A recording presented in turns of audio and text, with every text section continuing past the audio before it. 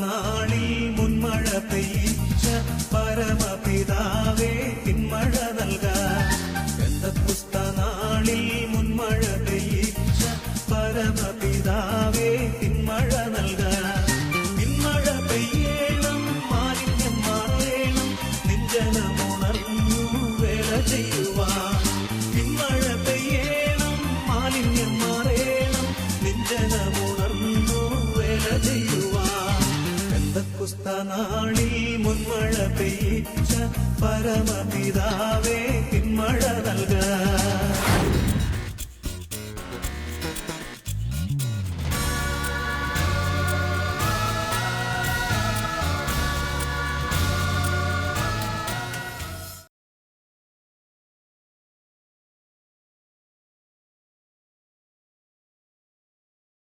പെന്തക്കോസ്ത് ധ്യാനത്തിൻ്റെ 3-ാം ദിനത്തിലേക്ക് എല്ലാവർക്കും സ്വാഗതം.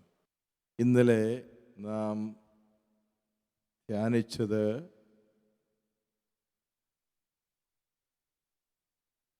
പെസഹ രഹസ്യങ്ങളുടെ പൂർത്തീകരണമാണ് പെന്തക്കോസ്ത് എന്ന വിഷയത്തെ സംബന്ധിച്ചായിരുന്നു. ഇന്ന് നാം പങ്കുവയ്ക്കുന്നത് തിരുസഭയാണ് പെന്തക്കോസ്തായുടെ വേദി എന്ന വിഷയത്തെ സംബന്ധിച്ചാണ്. യോഹന്നാന്റെ സുവിശേഷം 7-ാം അധ്യായത്തിൽ യേശുക്രിസ്തു ഇപ്രകാരം അരുളി ചെയ്തു: തിരുനാളിൻ്റെ അവസാനത്തെ മഹാദിനത്തിൽ യേശു എഴുന്നേറ്റ് നിന്ന് ശബ്ദമുയർത്തി പറഞ്ഞു, ആർക്കെങ്കിലും ദാഹിക്കുന്നെങ്കിൽ അവൻ എൻ്റെ അടുക്കൽ വരട്ടെ. എന്നിൽ വിശ്വസിക്കുന്നവൻ പാനം ചെയ്യുകയും ചെയ്യട്ടെ. ലിഖിതം പ്രസ്താവിക്കുന്ന പോലെ അവൻ്റെ ഹൃദയത്തിൽ നിന്ന് ജീവജലത്തിൻ്റെ അരുവികൾ ഒഴുകും. അവൻ ഇത് പറഞ്ഞത് തന്നിൽ വിശ്വസിക്കുന്നവർ സ്വീകരിക്കാനിരിക്കുന്ന ആത്മാവിനെ പറ്റിയാണ്. അതുവരെയും ആത്മാവ് നൽകപ്പെട്ടിട്ടില്ലായിരുന്നു. എന്തെന്നാൽ യേശു അതുവരെയും മഹത്വീകരിക്കപ്പെട്ടിരുന്നില്ല. മുൻപൊരു അവസരത്തിൽ ഇതേപ്പറ്റി നാം ഒരു വിചിന്തനം നടത്തുകയുണ്ടായി. ക്രിസ്തുവിൻ്റെ കുരിശ് മരണം വരെ ആത്മാവ് നൽകപ്പെട്ടിരുന്നില്ല എന്നും ക്രിസ്തു കുരിശിൽ മരിച്ചതോടെയാണ് പരിശുദ്ധാത്മാവ് വർഷിക്കപ്പെട്ടത് എന്നുമാണ് ആ ചിന്ത. മിലാനിലെ വിശുദ്ധ അംബ്രോസ് എന്ന സഭാ വേദപാരംഗതൻ, സഭാപിതാവ് ഇപ്രകാരം പഠിപ്പിക്കുന്നുണ്ട്: കുരിശിൽ മരണനിദ്രയിലാണ്ട 2-ാം ആദമായ ക്രിസ്തുവിൻ്റെ വിലാവിൽ നിന്ന് തിരുസഭയാകുന്ന അവൻ്റെ വധു പുറപ്പെട്ടു. നമുക്കറിയാം, ഉൽപ്പത്തി പുസ്തകത്തിൽ ആദത്തെ ദൈവം ഉറക്കത്തിൽ ആഴ്ത്തിയ ശേഷം അവൻ്റെ വാരിയെല്ലുകളിൽ ഒന്നെടുത്ത് സ്ത്രീക്ക് രൂപം കൊടുത്തു. 1-ാം ആദമായ ആ പുരുഷനിൽ നിന്ന് 1-ാമത്തെ ഹവ്വ പുറപ്പെട്ടുവെങ്കിൽ 2-ാമത്തെ ആദമായ യേശുക്രിസ്തുവിൽ നിന്ന് തിരുസഭ പുറപ്പെടുന്നത് ആദ്യത്തേതുപോലെ തന്നെയാണ്. ആദം ഉറങ്ങിക്കിടക്കുമ്പോൾ അവൻ്റെ വാരിയെല്ലുകളിൽ നിന്ന് ഹവ്വ രൂപപ്പെട്ടതുപോലെ 2-ാമത്തെ ആദമായ ക്രിസ്തു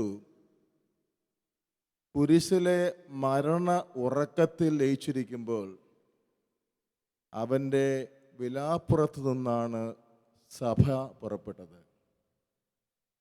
ഇത് രണ്ടും കൂട്ടിച്ചേർത്ത് മനസ്സിലാക്കുമ്പോൾ നമുക്കൊരു കാര്യം വ്യക്തമാകും: ക്രിസ്തുവിൻ്റെ കുരിശുമരണത്തിലൂടെ പ്രവഹിക്കുന്ന പരിശുദ്ധാത്മാവ് സഭയ്ക്കാണ് ഏൽപ്പിച്ചു കൊടുക്കപ്പെട്ടത്. സഭയാണ് പരിശുദ്ധാത്മാവിൻ്റെ പ്രവഹിക്കലിൻ്റെ വേദി.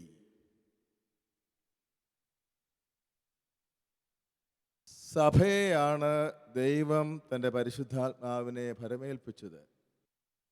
ഇത് യോഹന്നാന്റെ സുവിശേഷത്തിൽ വ്യക്തമാക്കിയിട്ടുണ്ട്.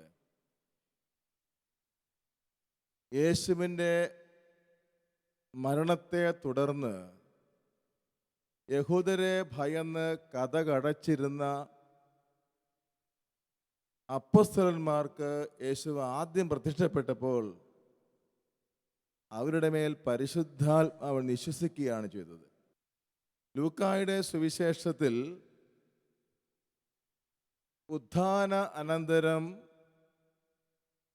ശിഷ്യർക്ക് പ്രത്യക്ഷം നൽകിയ വിവരണം അവസാനിക്കുന്നത് സഭയുടെ അടിസ്ഥാന ശിലകളായ അപ്പോസ്തലന്മാർ ഉന്നതത്തിലെ ശക്തി ധരിക്കുന്നവരെ വിശുദ്ധ നഗരത്തിൽ തന്നെ കാത്തിരിക്കണമെന്ന കൽപ്പനയോടെയാണ്. പന്തക്കുസ്ത നടന്ന വേദി ഏതാണ്? വളരെ കൃത്യമായി ലൂക്ക വിവരിക്കുന്നുണ്ട്. സഭയുടെ നെടുംതൂണുകൾ ആയ അപ്പോസ്തലന്മാരുടെയും സഭയുടെ മാതാവ് എന്നറിയപ്പെടുന്ന പരിശുദ്ധ മറിയത്തിൻ്റെ നേതൃത്വത്തിൽ ഒരുമിച്ച് കൂടിയ സഭാ സമൂഹത്തിലേക്കാണ് ദൈവം പന്തക്കുസ്ത അയക്കുന്നത് എന്നത് വളരെ ശ്രദ്ധേയമാണ്. പരിശുദ്ധാത്മാവിൻ്റെ അഭിഷേകത്തിനായി മറ്റ് പലയിടങ്ങളിലേക്കും ഓടി നടക്കുന്ന ആളുകളെ കാണാൻ സാധിക്കും. അജ്ഞതയാണ് ഇതിൻ്റെ കാരണം.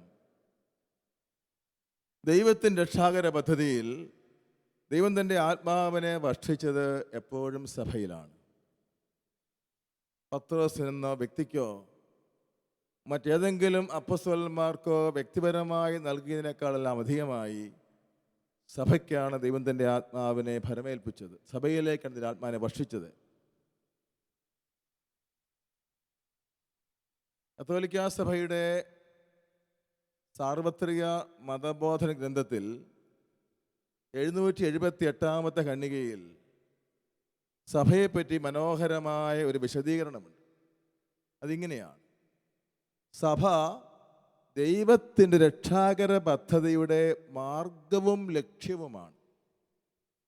സഭ സൃഷ്ടിയിൽ മുൻകൂട്ടി ചിത്രീകരിക്കപ്പെട്ടിരുന്നു, പഴയ ഉടമ്പടിയിൽ ഒരുക്കപ്പെട്ടിരുന്നു, യേശുക്രിസ്തുവിൻ്റെ വാക്കുകൾ കൊണ്ടും പ്രവൃത്തികൾ കൊണ്ടും സ്ഥാപിക്കപ്പെട്ടു. പരിശുദ്ധാത്മാവിൻ്റെ പ്രവഹിക്കൽ വഴി രക്ഷയുടെ രഹസ്യമായി വെളിപ്പെടുത്തപ്പെട്ടു. പരിശുദ്ധാത്മാവിൻ്റെ സഭയിലെ പ്രവർത്തനത്തെപ്പറ്റി നാം ശരിയായി അറിവുള്ളവരാകയാൽ ആകേണ്ടതുണ്ട്. ഉൽപ്പത്തി പുസ്തകത്തിൽ നമ്മൾ വായിക്കുന്നുണ്ട്, രൂപരഹിതമായിരുന്ന ശൂന്യമായിരുന്ന പ്രപഞ്ചത്തിൻ്റെ മേൽ ദൈവത്തിൻ്റെ ചൈതന്യം ചലിച്ച് സൃഷ്ടികർമ്മത്തെ പൂർത്തീകരിച്ചു എന്ന് ഉൽപ്പത്തി പുസ്തകം പറയുന്നുണ്ടെങ്കിൽ, ക്രിസ്തുവിൻ്റെ കുരിശുമരണത്താൽ ജന്മം കൊണ്ട സഭ പരിശുദ്ധാത്മാവിൻ്റെ പ്രവർത്തനത്താൽ വളർന്ന് വികാസം പ്രാപിച്ചതായിട്ടാണ് വേദപുസ്തകം പഠിപ്പിക്കുന്നത്. തിരുസഭയുടെ വളർച്ച അസൂയാവഹമായിരുന്നു. പരിശുദ്ധാത്മാവായിരുന്നു അതിൻ്റെ പിറകിൽ പ്രവർത്തിച്ചത് എന്ന് വ്യക്തമാണ്. അപ്പോസ്തല പ്രവൃത്തി എന്ന പുസ്തകം വായിക്കുമ്പോൾ ഇക്കാര്യം വ്യക്തമാണ്. ക്രിസ്തുവിൻ്റെ ഉത്ഥാനത്തിന് ശേഷം അപ്പോസ്തലന്മാർക്ക് ക്രിസ്തു യാതൊരു നിർദ്ദേശവും കൊടുക്കുന്നതായി കാണുന്നില്ല. സ്വർഗാരോഹണത്തിന് ശേഷം പരിശുദ്ധാത്മാവാണ് അവർക്ക് ദൈനംദിന കാര്യങ്ങളിൽ പോലും നിർദ്ദേശം നൽകിയിരുന്നത്. അവരെവിടെ പോയി സുവിശേഷം പ്രസംഗിക്കണം, വിജാതിയുടെ അടുത്തേക്ക് പോകണോ പോകണ്ടയോ, വിജാതിയരുടെ മേൽ യഹൂദരുടെ അനുഷ്ഠാനങ്ങൾ നിർബന്ധമായി അടിച്ചേൽപ്പിക്കണമോ വേണ്ടയോ? ഇങ്ങനെയുള്ള ചെറുതും വലുതുമായ എല്ലാ കാര്യങ്ങളിലും ദൈവത്തിൻ്റെ പരിശുദ്ധാത്മാവായിരുന്നു സഭയെ നേരിട്ട് നയിച്ചുകൊണ്ടിരുന്നത്. സഭയുടെ ഏറ്റവും ആകർഷണീയമായ മുഖം സഭാസന്താനങ്ങളുടെ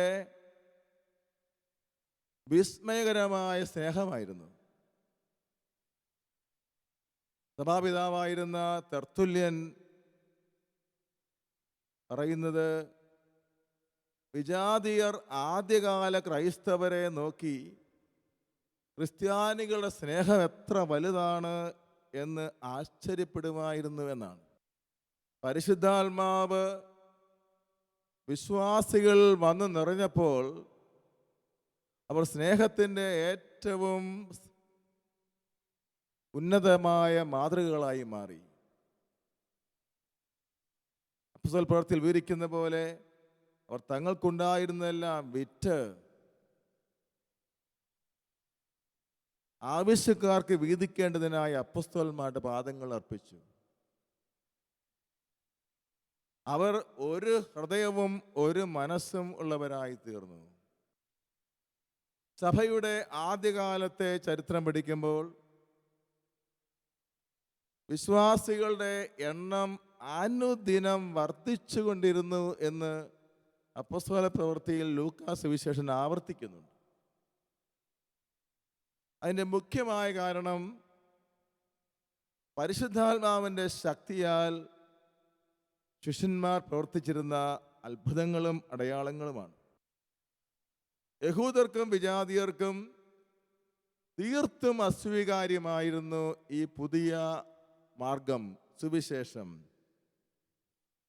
എങ്കിലും അടയാളങ്ങളും അത്ഭുതങ്ങളും സുവിശേഷം സ്വീകരിക്കുവാൻ അവരെ നിർബന്ധിച്ചു. സഭയിൽ നടന്ന നിഷേധിക്കാനാവാത്ത പരിശുദ്ധാത്മാവിൻ്റെ പ്രവർത്തനങ്ങളായിരുന്നു സഭയെ ദ്രുതഗതിയിൽ വളർത്തിയത്. കത്തോലിക്കാ സഭയുടെ മതബോധന ഗ്രന്ഥത്തിൽ നമ്മൾ വായിച്ചു കേട്ടു, സഭ ദൈവത്തിൻ്റെ രക്ഷാകര പദ്ധതിയുടെ മാർഗവും ലക്ഷ്യവുമാണ്. ലോകത്തെ രക്ഷിക്കുവാനുള്ള ദൈവത്തിൻ്റെ പദ്ധതിക്ക് ഒരിക്കലും മാറ്റം വരുന്നില്ല. തിരുസഭയിലൂടെ തന്നെയാണ് അന്ന് എന്ന പോലെ ഇന്നും പരിശുദ്ധാത്മാവിനെ വർഷിക്കുന്നതും പരിശുദ്ധാത്മാവിൻ്റെ ഏറ്റവും ശക്തിയേറിയ പ്രവർത്തനം നടക്കുന്നതും. ഇതാ ഞാൻ ലോക അവസാനം വരെ നിങ്ങളുടെ കൂടെ ഉണ്ടായിരിക്കും എന്ന് ഉദ്ധിതനായ യേശു പറഞ്ഞത് അവിടുത്തെ പ്രത്യേക നിർദ്ദേശപ്രകാരം ഗലീലിലെ മലയിൽ ഒരുമിച്ച് കൂടിയ 11 അപ്പസ്തോലന്മാരടങ്ങിയ അപ്പസ്തോല സംഘത്തോട് മാത്രമായിരുന്നു എന്നത് ശ്രദ്ധേയമാണ്. മത്തായിയുടെ സുവിശേഷത്തിൽ 28-ാം അധ്യായത്തിൽ പ്രേക്ഷിത ദൗത്യം ഏൽപ്പിക്കുന്ന വിവരണം നമുക്കൊന്ന് ശ്രദ്ധിക്കാം. അനന്തരം യേശു നിർദ്ദേശിച്ചതുപോലെ 11 ശിഷ്യന്മാരും ഗലീലിലെ മലയിലേക്ക് പോയി. യേശു അവരെ സമീപിച്ചരുളി ചെയ്തു, സ്വർഗത്തിലും ഭൂമിയിലുമുള്ള എല്ലാ അധികാരവും എനിക്ക് നൽകപ്പെട്ടിരിക്കുന്നു. ആകയാൽ നിങ്ങൾ പോയി എല്ലാ ജനതകളെയും ശിക്ഷപ്പെടുത്തുവിൻ. പിതാവിൻ്റെയും പുത്രൻ്റെയും പരിശുദ്ധാത്മാവിൻ്റെയും നാമത്തിൽ അവരെ സ്നാനപ്പെടുത്തുവിൻ. ഞാൻ നിങ്ങളോട് കൽപ്പിച്ചവയെല്ലാം പാലിക്കാൻ അവരെ പഠിപ്പിക്കുവിൻ. ഇതാ യുഗ അന്തം വരെ എല്ലായ്പ്പോഴും ഞാൻ നിങ്ങളോട് കൂടെ ഉണ്ടായിരിക്കും. ഉയർത്തെഴുന്നേറ്റ യേശുക്രിസ്തുവിൻ്റെ സാന്നിധ്യം സഭ അനുഭവിച്ചത് പരിശുദ്ധാത്മാവിലൂടെയാണ്. അവർ പോയിടത്തെല്ലാം യേശു അവരോടൊപ്പം ഉണ്ടായിരുന്നു എന്ന് പറയുമ്പോൾ സ്വർഗത്തിലേക്ക് ആരോഹണം ചെയ്ത യേശു അല്ല, മറിച്ച് യേശുവിൻ്റെ ആത്മാവാണ് അവരുടെ അടുത്ത് സഞ്ചരിച്ചതും പ്രവർത്തിച്ചതും. ആത്മാവിൻ്റെ ഈ പ്രത്യേക സാന്നിധ്യം ലോക അവസാനം വരെ ഉണ്ടായിരിക്കുമെന്ന് ഗ്യാരണ്ടി ചെയ്തിരിക്കുന്നത് അപ്പസ്തോല സംഘത്തിനാണ്. വേറൊരു വാക്കിൽ പറഞ്ഞാൽ, ഇതാ ഞാൻ ലോക അവസാനം വരെ നിങ്ങളുടെ കൂടെ ഉണ്ടായിരിക്കും എന്ന യേശുവിൻ്റെ വാക്കിൻ്റെ സന്ദർഭോചിതമായ അർത്ഥം ഉദ്ധിതനായ യേശുവിൻ്റെയും അവിടുത്തെ ആത്മാവിൻ്റെയും സഭയിലുള്ള നിത്യമായ സാന്നിധ്യത്തെ പറ്റിയാണ്. അപ്പോസ്തലന്മാരുടെ പ്രബോധനം, കൂട്ടായ്മ, അപ്പം മുറിക്കൽ, പ്രാർത്ഥന എന്നിവയിൽ വിശ്വസ്തയോടെ ഉറച്ച് നിന്ന സഭാസന്താനങ്ങളാണ് പരിശുദ്ധാത്മാവിൻ്റെ ഫലങ്ങൾ യഥാർത്ഥത്തിൽ പുറപ്പെടുവിച്ചതെന്ന് ലൂക്ക എടുത്ത് പറയുന്നുണ്ട്. അപ്പോൾ സഭയാണ് പരിശുദ്ധാത്മാവിൻ്റെ ആലയം, സഭയാണ് പെന്തക്കോസ്തായുടെ വേദി എന്നുള്ളത് നാം ഒരിക്കലും വിസ്മരിക്കരുത്. കത്തോലിക്ക സഭയ്ക്ക് വേർപെട്ടു പോയ സഭകളെ പറ്റിയും വ്യക്തമായ കാഴ്ചപ്പാടുണ്ട്. 2000 ഓഗസ്റ്റ് 6 വിശ്വാസ തിരുസംഘത്തിൽ നിന്ന് പുറപ്പെടുവിച്ച ഡോമിനൂസ് യേശുസ്, കർത്താവായ യേശു എന്ന രേഖയിൽ 17-ാമത്തെ ഖണ്ഡികയിൽ ഇപ്രകാരം പഠിപ്പിക്കുന്നുണ്ട്: വേർപിരിഞ്ഞു പോയ സഭകളെയും സമൂഹങ്ങളെയും രക്ഷാമാർഗമായി ഉപയോഗിക്കുന്നതിൽ നിന്ന് പരിശുദ്ധാത്മാവ് പിന്മാറിയിട്ടില്ല. അടുത്ത വാക്യം വളരെ ശ്രദ്ധേയമാണ്. കത്തോലിക്ക സഭയെ ഭരമേൽപ്പിച്ചിട്ടുള്ള കൃപാവരത്തിൻ്റെയും സത്യത്തിൻ്റെയും പൂർണ്ണതയിൽ നിന്ന് തന്നെയാണ് അവ ഫലദായകത്വം സ്വീകരിക്കുന്നത്. Praise the Lord. Hallelujah, hallelujah, hallelujah. കത്തോലിക്ക സഭയെ ഭരമേൽപ്പിച്ചിട്ടുള്ള കൃപാവരത്തിൻ്റെയും സത്യത്തിൻ്റെയും പൂർണ്ണതയിൽ നിന്ന് തന്നെയാണ് അവ വേർപെട്ടു പോയ സഭകളും സമൂഹങ്ങളും. വേർപെട്ടു പോയ സഭകളെയും സമൂഹങ്ങളെയും രക്ഷാമാർഗമായി ഉപയോഗിക്കുന്നതിൽ നിന്ന് പരിശുദ്ധാത്മാവ് പിന്മാറിയിട്ടില്ല എന്ന് പറയുന്നതിൻ്റെ കൂട്ടത്തിൽ പറയുകയാണ്, കത്തോലിക്ക സഭയെ പരമേൽപ്പിച്ചിട്ടുള്ള കൃപാവരത്തിൻ്റെയും സത്യത്തിൻ്റെയും പൂർണ്ണതയിൽ നിന്ന് തന്നെയാണ് അവ ഫലദായകത്വം സ്വീകരിക്കുന്നത്. അപ്പോൾ പരിശുദ്ധാത്മാവിൻ്റെ പ്രവർത്തനം ഇതര സഭകളിലും സമൂഹങ്ങളിലും ഉണ്ട് എന്ന് തിരുസഭ അംഗീകരിച്ചേറ്റ് പറയുകയാണ്. എന്നാൽ അവയുടെ ഫലദായകത്വം സ്വീകരിക്കുന്നത് കത്തോലിക്ക സഭയ്ക്ക് ഏൽപ്പിക്കപ്പെട്ടിട്ടുള്ള കൃപാവരത്തിൻ്റെയും സത്യത്തിൻ്റെയും പൂർണ്ണതയിൽ നിന്ന് തന്നെയാണ്. 2-ാം വത്തിക്കാൻ കൗൺസിലിൻ്റെ സഭ ഐക്യം എന്ന പ്രമാണരേഖയിൽ 3-ാമത്തെ ഖണ്ഡികയിൽ ഇങ്ങനെ പഠിപ്പിക്കുകയാണ്: കാതോലികമായ ക്രിസ്തുവിൻ്റെ സഭയാണ് രക്ഷാകരമായ എല്ലാ മാർഗങ്ങളിലും അലങ്കരിക്കപ്പെട്ടിരിക്കുന്നത്. അതുകൊണ്ട് അവളിൽ കൂടി മാത്രമേ രക്ഷയ്ക്കാവശ്യമുള്ളവ എല്ലാം അവയുടെ പരിപൂർണതയോടുകൂടി സമ്പാദിക്കാൻ സാധിക്കുകയുള്ളൂ. Praise the Lord. Hallelujah, hallelujah. യേശുവേ നന്ദി, യേശുവേ സ്തുതി, യേശുവേ ആരാധന, യേശുവേ ആരാധന, യേശുവേ ആരാധന. തുടർന്ന് സഭാപ്രബോധനം പറയുകയാണ്: പത്രോസ് തലവനായുള്ള സ്ലീഹന്മാരുടെ സമൂഹത്തെയാണ് നമ്മുടെ കർത്താവ് പുതിയ ഉടമ്പടിയുടെ എല്ലാ നിക്ഷേപങ്ങളും ഏൽപ്പിച്ചിരിക്കുന്നതെന്ന് നാം വിശ്വസിക്കുന്നു. അപ്പോൾ നാം പങ്കുവച്ചിരുന്ന ആശയം, കത്തോലിക്ക സഭയാണ് പരിശുദ്ധാത്മാവിൻ്റെ പ്രധാന പ്രവർത്തന വേദി, തിരുസഭയാണ് ദൈവാത്മാവിൻ്റെ ആലയം, പെന്തക്കോസ്തായുടെ വേദി തിരുസഭയാണ് എന്നീ കാര്യങ്ങളെ സഭാപ്രബോധനങ്ങൾ അടിവരയിട്ട് പഠിപ്പിക്കുന്നുണ്ട്. പ്രിയപ്പെട്ടവരെ, ഒരിക്കൽ മാത്രം നടന്ന ദിവ്യ സംഭവമല്ല പന്തക്കുസ്ത. അതിൻ്റെ ശക്തിക്ക് ഒരു കുറവുമില്ലാതെ എന്നും സഭയിൽ അത് തുടരുന്നു. വാസ്തവത്തിൽ തിരുസഭ എന്നും പന്തക്കുസ്ത വേദിയാണ്. സഭയുടെ വിശുദ്ധ കുദാശകൾ, സഭയുടെ പ്രബോധനം, സഭയുടെ വിശുദ്ധ ലിഖിതങ്ങൾ, പരിശുദ്ധാത്മാവ് മാധ്യസ്ഥം വഹിക്കുന്ന സഭയുടെ ആരാധനക്രമം, തിരുസഭയിൽ സജീവമായി പ്രകാശിതമാകുന്ന വരങ്ങൾ എന്നിവയിലെല്ലാം എത്രയോ ശക്തമായ രീതിയിലാണ് പരിശുദ്ധാത്മാവ് പ്രവർത്തിക്കുന്നത്. ഇങ്ങനെ പറയാൻ നമുക്ക് സാധിക്കും, പരിശുദ്ധാത്മാവിനാൽ നയിക്കപ്പെടുക എന്നതിൻ്റെ വിശാലമായ അർത്ഥം തിരുസഭയാൽ നയിക്കപ്പെടുക എന്നതാണ്.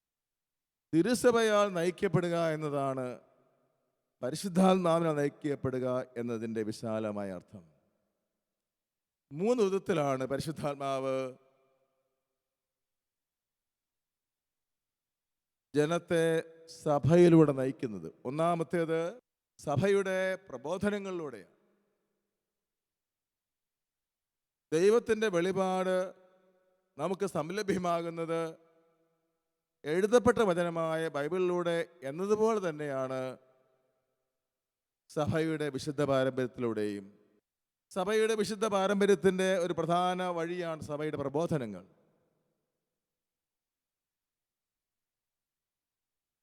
പേപ്പൽ പ്രീച്ചർ ആയ ഫാദർ റെനിയാരോ കൻഡലമേശ ഇപ്രകാരം പഠിപ്പിക്കുകയുണ്ടായി: The experience of the Spirit in the church is nothing other than what we call the tradition of the church. തിരുസഭയിൽ നടക്കുന്ന പരിശുദ്ധാത്മാവിൻ്റെ അനുഭവമാണ് സഭയുടെ വിശുദ്ധ പാരമ്പര്യം. സഭയുടെ തുടക്കകാലം മുതൽ ലോകാവസാനം വരെ സഭയിൽ നടന്നുകൊണ്ടിരിക്കുന്ന പരിശുദ്ധാത്മാവിൻ്റെ അനുഭവത്തെയാണ് സഭയുടെ പാരമ്പര്യം എന്ന് അദ്ദേഹം വിളിക്കുവാൻ മുതിർന്നത്. അപ്പോൾ തിരുസഭയുടെ പ്രബോധനങ്ങളിലൂടെ ദൈവത്തിൻ്റെ പരിശുദ്ധാത്മാവ് എല്ലാ കാലങ്ങളിലുമുള്ള ജനങ്ങളെ സത്യം പഠിപ്പിക്കുകയാണ്. കാലഘട്ടങ്ങൾക്കനുസൃതമായ ധാർമ്മികവും വിശ്വാസപരവുമായ ആവശ്യങ്ങൾ വരുമ്പോൾ പരിശുദ്ധാത്മാവ് സഭയുടെ പ്രബോധന അധികാരത്തിലൂടെ തെറ്റുകൂടാതെ പഠിപ്പിക്കുന്നു. ഇവിടെയാണ് മാർപ്പാപ്പയുടെ അപ്രമാദിത്വ അധികാരത്തിൻ്റെ പ്രസക്തി. സാർവത്രിക സൂനക ദിവസങ്ങളുടെ പ്രബോധനങ്ങളുടെ എല്ലാം പ്രാധാന്യം നമുക്കിവിടെ മനസ്സിലാകും. പരിശുദ്ധാത്മാവ് സഭയിലൂടെ വിശ്വാസികളെ നയിക്കുന്ന വിശദീകരിക്കുന്ന രണ്ടാമത്തെ മാർഗം സഭയുടെ കൂദാശകളാണ്.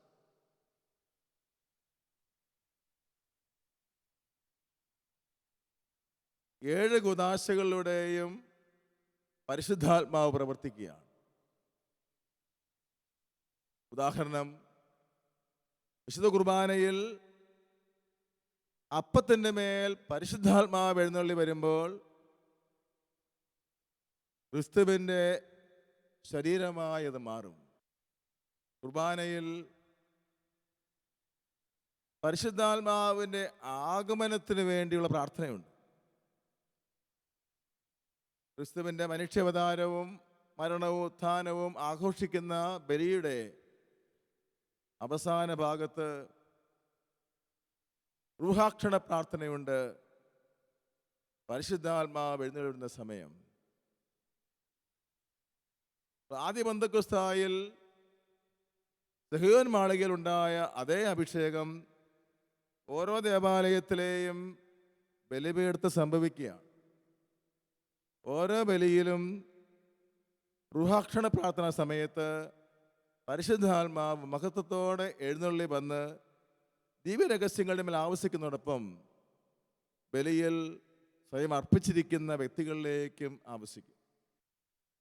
പരിശുദ്ധാത്മാവ് സഭയെ നയിക്കുന്ന, സഭയിലൂടെ പ്രവർത്തിക്കുന്ന മൂന്നാമത്തെ വിധം തിരുസഭയുടെ ശ്ലൈഹിക അധികാരത്തിലൂടെ അജപാലകർ വഴി പരിശുദ്ധാത്മാവ് നമ്മളെ നയിക്കുന്നതാണ്. നമ്മുടെ അജപാലകർ, പുരോഹിതർ, മെത്രാന്മാർ, മാർപ്പാപ്പ എന്നിവരിലൂടെ പരിശുദ്ധാത്മാവാണ് നമ്മെ നയിക്കുന്നത്. ഇപ്രകാരം ആത്മാവിൻ്റെ വളരെ വ്യക്തമായ പ്രവർത്തനം നടക്കുന്ന സഭയെ നാം സ്നേഹിക്കണം.